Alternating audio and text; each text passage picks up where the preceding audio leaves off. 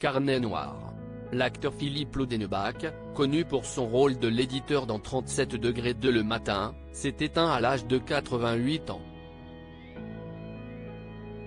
Une bien triste nouvelle rapportée par Jean-François Guyot dans un message publié sur son compte X, anciennement Twitter, ce mardi 23 avril. Décès, ce lundi, à Toulouse, du prolifique comédien Philippe Lodenbach, 88 ans. Figure des seconds rôles au théâtre, au cinéma et à la télévision depuis le début des années 60, a écrit le journaliste de l'AFP.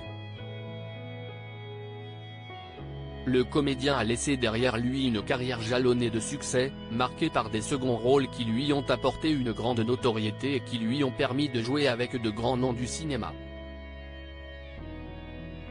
Né le 31 janvier 1936 dans les Hauts-de-Seine, Philippe Lodenbach a découvert sa passion pour le 7e art grâce à son oncle, Pierre Freinet. Quelques années plus tard, le comédien a intégré le Conservatoire national supérieur d'art dramatique avant de commencer sa carrière sur grand écran, en 1963, dans le film d'Alain Resnais, Muriel ou Le temps d'un retour. Une collaboration qui a été d'autant plus fructueuse puisque l'acteur et le réalisateur se sont retrouvés en 1980 pour Mon oncle d'Amérique.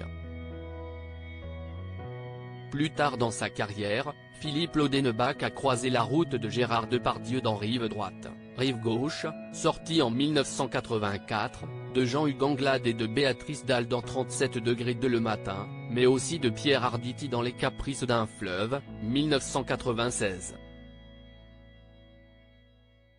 Mais ce n'est pas tout. L'acteur a également pu collaborer avec François Truffaut dans Vivement dimanche. Ces tragiques décès de personnalités qui ont déjà marqué l'année 2024. Philippe Lodenbach, retour sur sa carrière à la télévision. Si Philippe Lodenbach était reconnu pour ses nombreux rôles au cinéma, il a également multiplié les projets à la télévision. Il a notamment fait des apparitions très remarquées dans des séries telles que Commissaire Moulin, Joséphine Ange Gardien, Scène de ménage, parmi tant d'autres.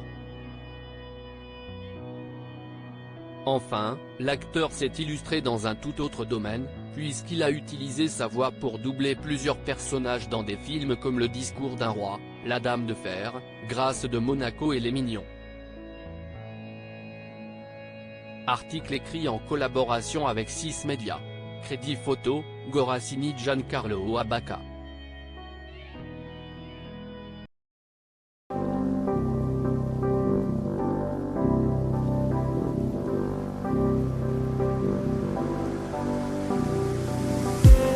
I just need